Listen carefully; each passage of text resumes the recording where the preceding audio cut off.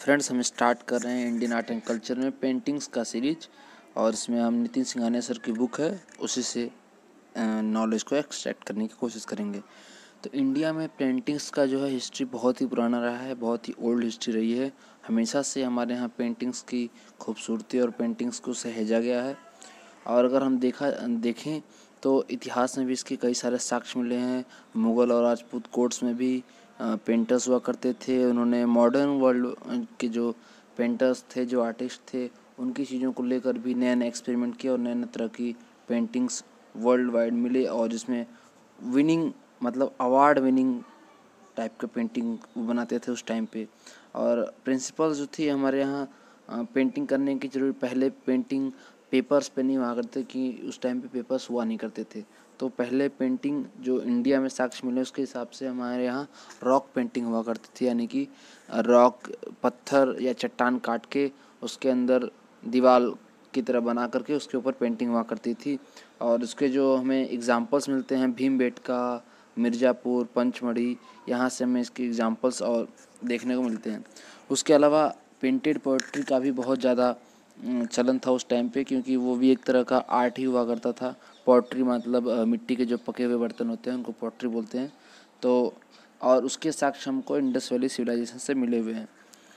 उसके अलावा वात्स्यायन अपने बुक कामसूत्र में भी पेंटिंग के बारे में बताते हैं और पेंटिंग के जो 6 लिम्ब हैं उनके बारे में भी उन्होंने बताया है। शादंग बोला उन्होंने 6 लिम्ब को, पेंटिंग के 6 बाहें जो होती हैं।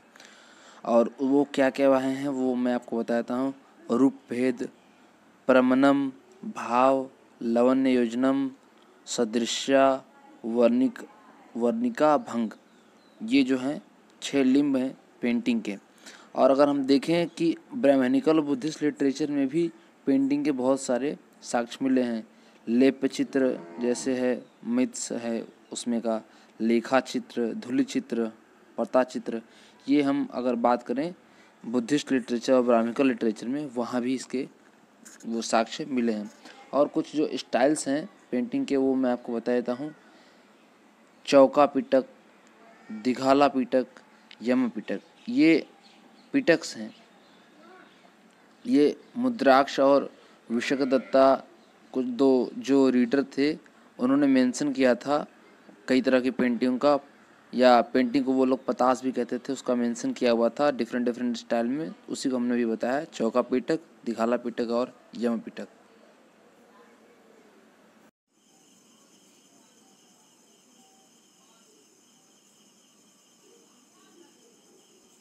तो हम सबसे पहले बात करेंगे पेंटिंग्स की जो हिस्ट्री है, हिस्ट्री के बारे में। तो पेंटिंग्स की जो हिस्ट्री हमारी जो पुराने ज़माने में रही है उसमें हमने भीमबेटका जो हमारी हड़प्पन सिविलाइजेशन की साइट रही है, जो केव्स मध्य प्रदेश में है, यहाँ भी पेंटिंग के बहुत सारे साक्ष्य मिले हुए हैं। और 3 मेजर फेसेस मिले हैं प्री हिस्ट्री पेंटिंग के। फेसेस मतलब कि 3 अलग अलग भागों में अगर हम उसको डिवाइड करना चाहें तो किया गया है, हिस्टोरियंस ने किया हुआ है। उसमें सबसे पहले है अपर पैलियोलिथिक पीरियड जो 40,000 BC से 10,000 BC के बीच में। BC को कॉमन एरा भी किया कहा जाता है, तो उसको हम CE भी बोल सकते हैं। उसके अलावा सेकंड अगर हम बात करें तो मेसोलिथिक पीरियड की हम बात करें तो 10,000 to 400 BC। मैंने अभी बताया ना, BC को C बोल सकते हैं। C मतलब कॉमन एरा, BC मतलब होता है बिफोर क्राइस्ट, जो पहले यूज़ करते थे अब कॉमन एरा यूज़ करते हैं। उसके बाद तीसरा जो हमारा है वो चालकोलिथिक पीरियड है। चालकोलिथिक पीरियड में भी हम मतलब कहने का यही है कि अपर पैलियोलिथिक, मेसोलिथिक और चालकोलिथिक, इन पीरियड्स में हमने पेंटिंग को डिवाइड किया है इंडियन प्री हिस्टोरिक पेंटिंग्स की अगर हम बात करें तो। उसके अलावा अब हम इनके बारे में थोड़ा सा डिटेल में जानेंगे कि क्या क्या क्या इन पेंटिंग्स में खासियत रही है और क्या क्या नहीं रही है। तो अभी जो हमने 3 तरह की पेंटिंग्स की बात करी उनमें हम सबसे पहले बात करेंगे अपर पैलियोलिथिक पीरियड के बारे में। अपर पैलियोलिथिक पीरियड क्या था, जिसमें हम रॉक शेल्टर्स का यूज़ किया करते थे। रॉक शेल्टर्स का मतलब है जो चट्टानें हुआ करती थी बड़ी बड़ी, उनको हम एक तरह सतह का निर्माण करते थे फोड़ के, तोड़ के हमारे एंशिएंट लोग, और उसके ऊपर पेंटिंग क्या करते थे, उसमें एक मटेरियल का यूज़ होता था क्वार्टजाइट। क्वार्टजाइट क्या है, एक मेटामॉर्फिक रॉक है जिसका लेप लगाया जाता था उनके ऊपर ताकि सतह बराबर हो जाए और पेंटिंग करने में आसानी हो। तो इसके यही हमें साक्ष्य मिले हुए हैं। अभी आगे हम बात करें कि उसमें जो है कलरिंग के लिए जो बेसिक कलरिंग का काम किया जाता था, उसमें ऑर्च या गेरू, गेरू मतलब एक कलर होता है गेरुआ। ये जो कलर मैं ड्रॉ करूँगा अभी आपको दिखेगा, ये जो कलर है ये गेरू कलर है। तो इस कलर का यूज़ होता था, इसको ऑर्चरे भी कहते हैं। इसका यूज़ होता था लाइम वाटर में मिला करके पेंटिंग करने के लिए इन पत्थरों की दीवारों पे। और उस टाइम पे white, dark, red and green for large animals, मतलब कलर कोडिंग हुआ करती थी कि बड़े एनिमल्स के लिए कौन कौन से कलर होते थे, छोटे एनिमल्स के लिए अलग कलर होते थे, और ऐसे ही अलग अलग चीज़ों के लिए अलग अलग कलर का यूज़ होता था। मेनली ऐसा नहीं था कि वो फिक्स ही था, लेकिन मेनली ऐसा ही होता था। जैसे यहाँ पे white, dark, dark red, green for large animals, मतलब बड़े एनिमल जैसे हाथी या गेंडा या और बड़े एनिमल्स के पेंटिंग बनाने के लिए हम वाइट और डार्क रेड और ग्रीन का यूज़ करते थे। उसके बाद रेड, रेड कलर का यूज़ होता था हंटर्स की फिगर बनाने के लिए। जैसे ये आपको दिख रहा है हंटर का फिगर है, तो इसको ड्रॉ करने के लिए रेड कलर का यूज़ किया जाता था। या ऐसे भी और ग्रीन फॉर डांसर्स, तो जो ग्रीन कलर का यूज़ होता था वो डांसर्स के लिए होता था। डांसर्स उस टाइम पे भी होते थे, जैसा कि हमने डिस्कस किया था, डांस वो होता था। तो डांसर्स का पेंटिंग डिपिक्ट करने के लिए ग्रीन कलर का उस टाइम पे हम यूज़ किया करते थे।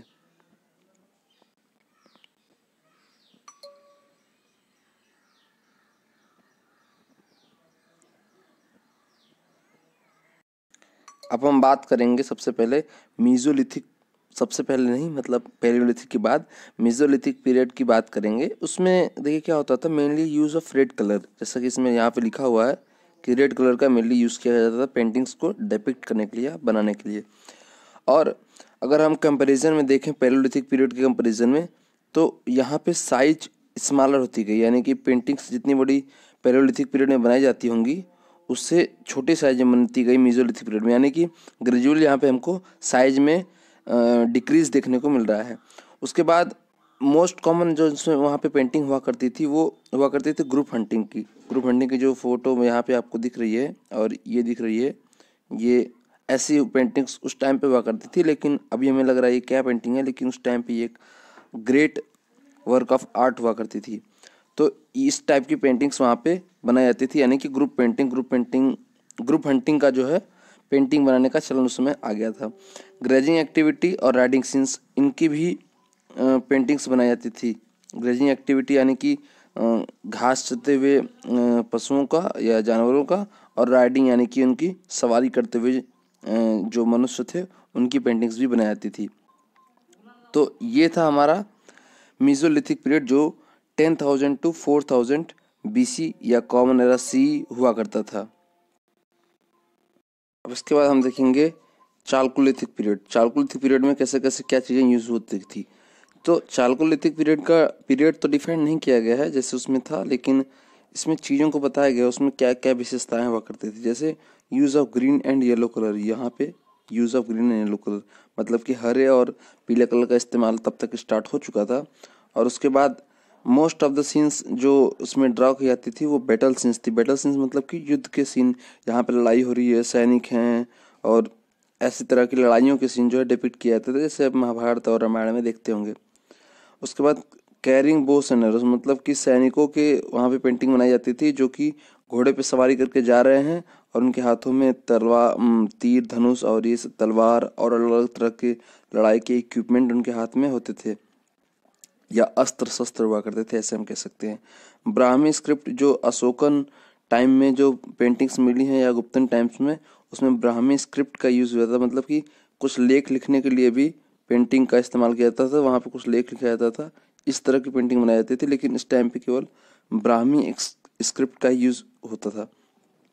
आगे हम बात करें, कुछ पेंटिंग्स यहाँ पे हैं जो नरसिंहगढ़ जो मध्य प्रदेश में है वहाँ पे भी पेंटिंग्स मिली हैं। और एक वहाँ की सबसे महत्वपूर्ण बात है art of tanning skins. Tanning skins की आर्ट मिली है वहाँ पे। टैनिंग स्किन्स मतलब कि जो जानवर होते हैं उनके जो खाल है उसको उधेड़ लिया जाता था मारने के बाद, और उसको कपड़े की तरह इस्तेमाल हुआ करता था।